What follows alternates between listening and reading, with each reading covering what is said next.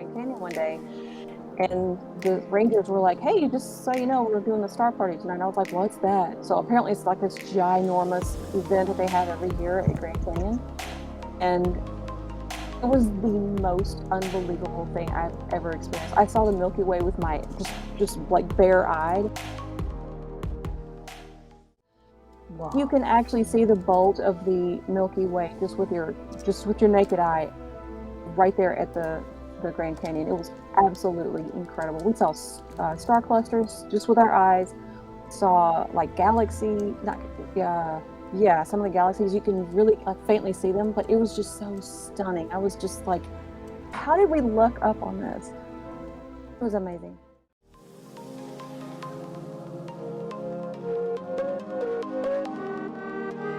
The more you think about it, the more you realize just how tiny you are. Mm-hmm. All right, so first topic of the night. The reason why we are going through Hollow Woods is because, as you know, plants produce oxygen, and oxygen itself does not form naturally by itself in the atmosphere. And so, in order to have oxygen in the atmosphere, you need something to create and release it into the atmosphere through photosynthesis, or be it another process. And what you're probably wondering what this has to do with space exactly. Mm-hmm. And how it relates to space is in order to gain more discoveries of planets or life outside of our own solar system and beyond, is when searching for life on exoplanets, the first thing scientists will try to look for is the presence of oxygen in the atmosphere, because the presence of oxygen is evidence that there is something producing said oxygen. Oh my god. Ooh. What's an exoplanet for? Because I can't recall at the moment. An exoplanet is a planet that resides outside of our solar system. Ew.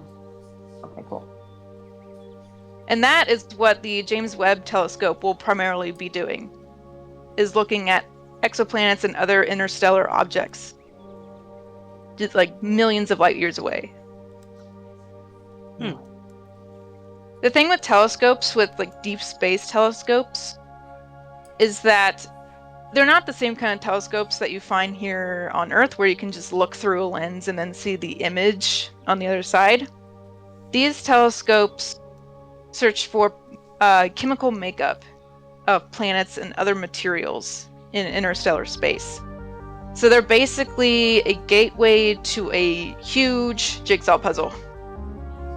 And so scientists can piece together the chemical makeup that those telescopes bring back as information. And then they are able to piece that together to figure out the chemical makeup of a planet's atmosphere. That's crazy. Yeah, it's wild. And that's how the black hole image came about. When they first discovered. Telescope thing? No. I think it's like a couple, 2 or 3 years back, where they made that discovery of the black hole, and they took the very first image of the black hole. Oh, that's right. Oh. Yeah. Yeah, that was pieced together by all different information that the telescope brought back. And I believe it was Hubble that took that image, or like had all the information to piece together that image.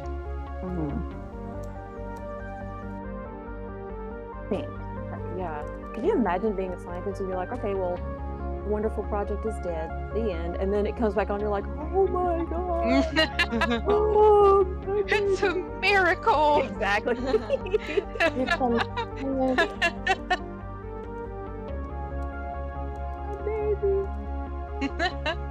I would be so mad if I made a Hubble telescope and then it freaking died. Seriously. Oh yeah. Freaking hurt. But the thing with the James Webb telescope is that it's not going to be orbiting Earth like Hubble it has been. Where are they yeeting it out to? So the James Webb telescope they will be yeeting to. Use language we understand. Yes. Yeah, real English. real English. Yes, there we go. Real scientific terminology. Okay. But yes, where they will be yeeting the James Webb telescope to. It is in a spot called the Lagrange point, the second Lagrange point. There are 5 in total. And it will not be orbiting Earth, but rather it will be orbiting the sun. And to have it further away from Earth that will allow it to look deeper into interstellar space and hopefully make new discoveries that we have not seen yet. Oh, I'm scared. But oh no, more things. Zoe's all concerned. She's like, crap. They're They're gonna find things. They're gonna find us. They're gonna looking for trouble. They're gonna know. They're definitely gonna know. They're gonna know. How would they know? How How would they know? How would And they then, know? Stuck it on Pluto, since I mean, we don't recognize that Pluto's a thing. We could make it useful at least. No, I think Oh, it got poor reinstated, didn't it? Did it? Do we have 9 planets again? Oh my god. No, I think it's still a dwarf. Ooh. Whatever. It's a planet in It's my like, heart. oof. It lives on in our hearts. Yeah. Never forget. Okay.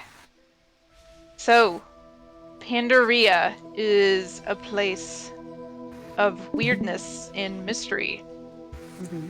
And there are cosmic phenomena that happens there that is not too out of the realm of our universe. And what we'll be doing is relating some of the phenomena happening in Pandaria to phenomena that actually happens in our universe. So what's interesting about this place is that the game labels it as another dimension. A separate dimension than from the one we came from in Jorvik. But it's actually still the 3rd dimension. What? Explain yourself. Yeah, I don't understand what you mean. So yes, this is where things get crazy because we are talking about higher dimensions now. And so to put some perspective into it, we are 3-dimensional species or beings that live in a 4-dimensional space-time. Oh, hey. So, yes, back to dimension talk. So yes, what I was saying is that we are 3-dimensional beings living in a 4-dimensional time and space. And we can only see in 2nd dimension. What? So okay. So for example, think of a sphere. A sphere it's 3 dimensions. We can turn it, we can manipulate it in our hands, we can see every side as we turn it. It has shadowed edges to let us know that it is 3 dimensions and that it does have other sides. But we cannot see all sides at once. We can only see what is directly in front of our eyesight. And what is directly in front of our eyesight is a circle. And a circle is a 2-dimensional figure. So if we were beings of a higher dimension, like say the 4th dimension, theoretically we could see in the 3rd dimension, meaning we could see all sides of an object at once. Could you imagine? Wait, I need crazy. What would that even supplements look like? conversation. Yeah, and it's hard for us to picture because we have three-dimensional brains. We can't even picture what that could look like.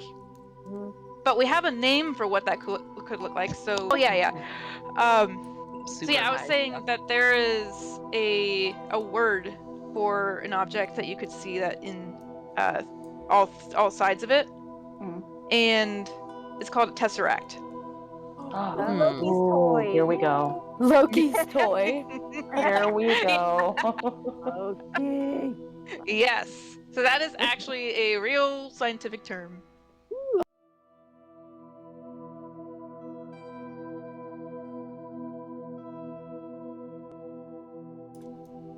But yes. So like you have so a tesseract is basically an advanced cube.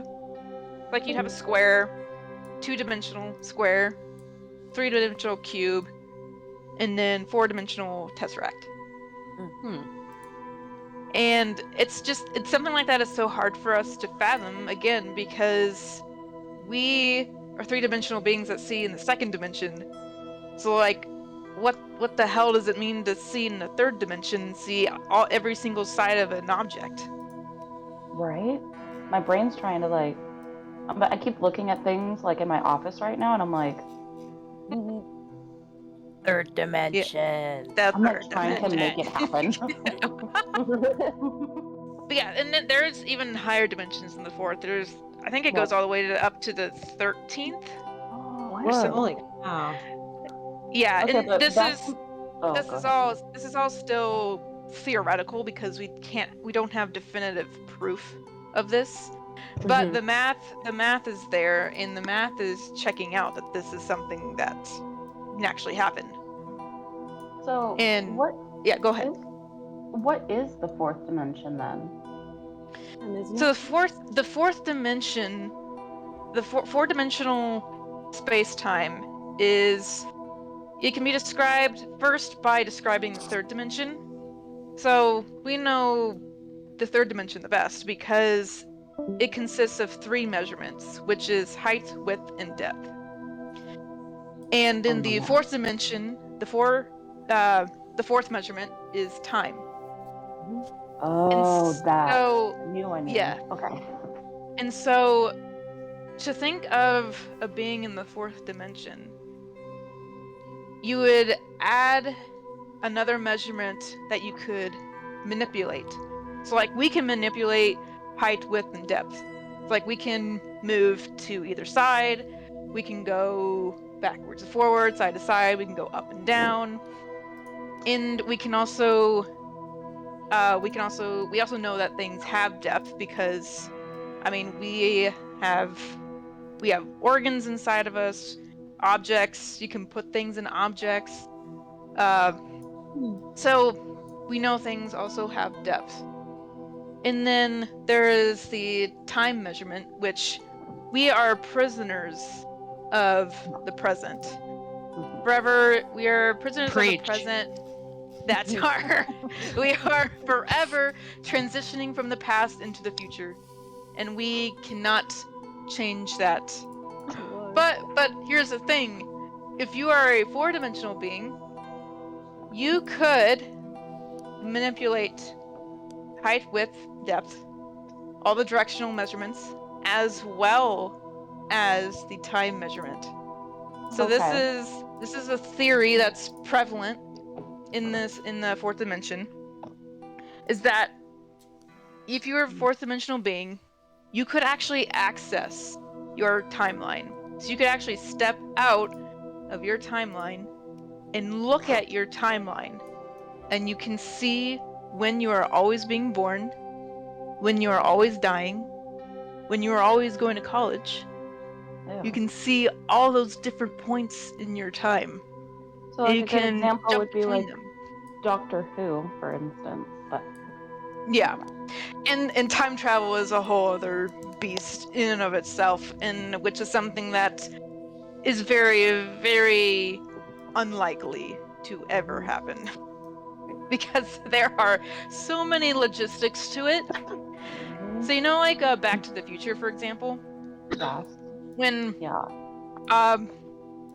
they can jump to a specific time, and then you arrive back at that specific point, at that specific time.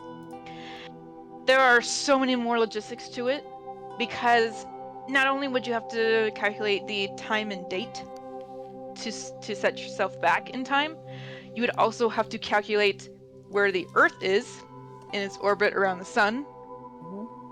You would also have to calculate its rotation. Where is it in its orbit around, or its rotation around its axis? Sitting by the imaginary fire. It's got sparkles above it. Maybe it's a space fire. Ooh. Right? Okay. It does. So okay. So if you pan your camera up, you'll be able to see that rock that's floating just above us. Okay, I didn't see the rock before, and now it's scary. Look at No, it's Yeah. It's like ginormous. And do you see the smaller one orbiting it? Sky potato. Yeah. Oh, the sky potato. Oh, yeah. Can I Sky see it? potato. Which is, it's very peculiar because it's acting very much like, closest example is our Earth and Moon. Right. It's like, if Pandaria is its own planet, what is causing this gravitational phenomena inside this planet, or this Yeah. world? What is the giant potato above us? Is it another? I know. Is it another Yeah. potato? Is Will it- all these will this constellation of It's potatoes over here disappear when they take them for the new race? Oh, is this It where they better get not. them? We're gonna have to go harvest freaking Pandaria Wow. potatoes. That's what this is. Oh my god. I already see it. That would be freaking hilarious.